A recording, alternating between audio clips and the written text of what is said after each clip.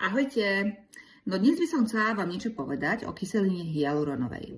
Vedeli ste o tom, že keď sme mladí a máme okolo 20 až 30 rokov, tak produkujeme dostatočné množstvo kyseliny hyaluronovej, takže naša pokožka je pružná, pevná, dostatočne hydratovaná.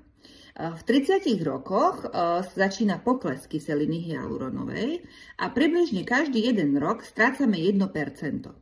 A môžeme povedať, že v 60 rokoch je ten pokles výrazný a preto v 60 môžeme badať, že pokožka je veľmi tenká, suchá a vrásky sú viditeľné. Preto je potrebné dodávať kyselinu hyaluronovú aj znútra a zvonka. Vyskúšajte kyselinu hyaluronovú od spoločnosti Swedish Nutra. Je to kyselina hyaluronová, ktorá je v tekutom stave a je vynikajúca na doplnenie zvnútra, nielen pre pokožku, ale aj pre spojivové tkanivá. Ahojte!